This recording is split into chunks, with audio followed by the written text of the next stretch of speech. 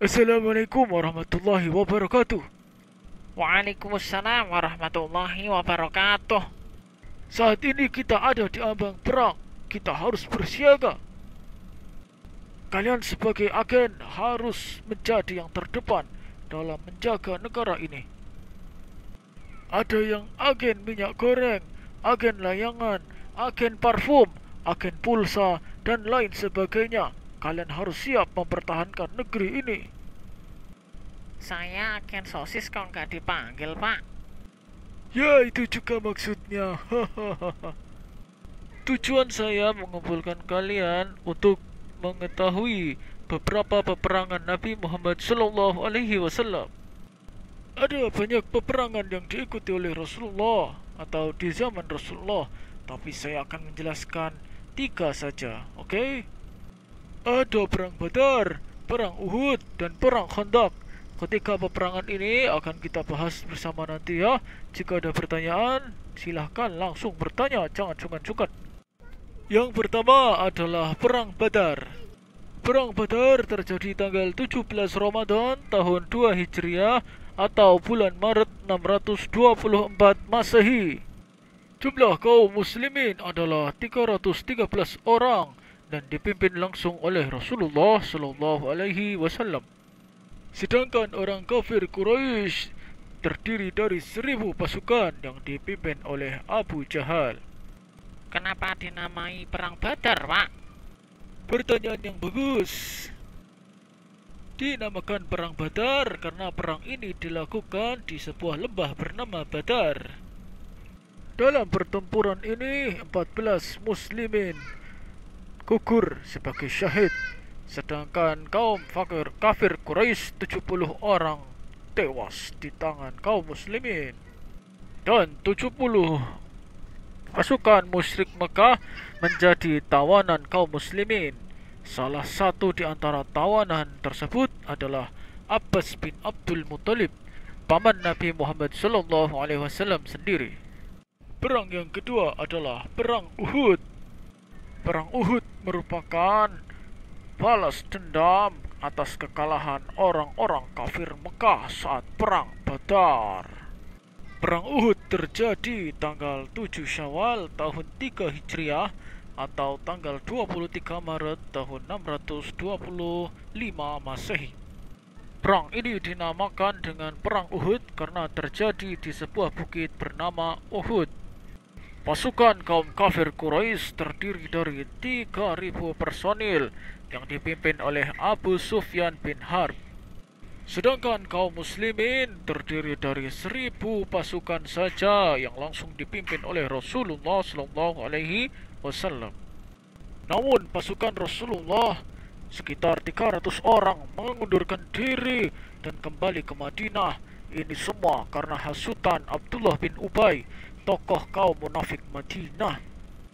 Jadi pertempuran Uhud ini adalah pertempuran antara 700 pasukan kaum muslimin melawan 3.000 pasukan kaum kafir Quraisy, 1 banding 4.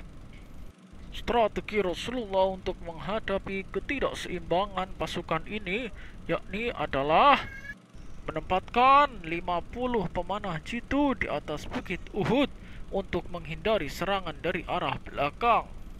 Rasulullah berpesan kepada para pemanah tersebut untuk tidak meninggalkan tempat mereka, baik pasukan muslim dalam keadaan menang maupun kalah. Tapi sayang, mereka mengabaikan perintah Rasulullah. Saat hampir saja Rasulullah menemui kemenangan, orang-orang kafir Quraisy sudah kabur dari Uhud. Tiba-tiba 43 pemanah yang disiagakan di bukit Uhud hanya tersisa 7 orang. Para pemanah tersebut tergiur dengan harta rampasan perang. Tanpa mereka sadari, ternyata pasukan cadangan kaum kafir Quraisy yang dipimpin oleh Khalid bin Walid sudah bersiaga di balik bukit Uhud. Khalid bin Walid membantai pasukan pemanah tersebut tanpa ampun. Mereka memporak-porandakan pasukan kaum muslimin. bahkan mereka melukai Rasulullah sehingga beliau dikabarkan mati di medan Uhud. 70 sahabat gugur dalam perang Uhud ini. Di antara mereka adalah sahabat Hamzah bin Abdul Muthalib, paman Nabi Muhammad, dan juga Mus'ab bin Umair, seorang dai pertama yang dikirimkan Rasulullah ke Madinah. Yang ketiga adalah perang Khandaq atau parit. Disebut perang parit karena kaum muslimin membuat parit untuk menghalangi serangan musuh. Perang Khandaq ini juga disebut sebagai perang Ahzab atau persekutuan karena kaum muslimin menghadapi persekutuan kaum kafir Makkah dan Yahudi Madinah. Perang ini terjadi pada tahun 5 Hijriah atau tahun 627 Masehi. Jumlah pasukan kaum muslimin terdiri dari 3.000 personel. Sebaliknya, kaum kafir Quraisy yang bersekutu dengan kaum Yahudi Bani Nadir Madinah, Qainuqa, dan juga Ghatafan jumlahnya mencapai 10.000 pasukan. Pasukan gabungan tersebut dipimpin oleh Abu Sufyan bin Harb. Pengepungan kota Madinah yang dilakukan oleh pasukan gabungan dilakukan selama sebulan penuh. Pengepungan itu semakin berat dirasakan oleh kaum muslimin saat kaum Yahudi Bani Quraidah juga berkhianat untuk saling membantu mempertahankan kota Madinah.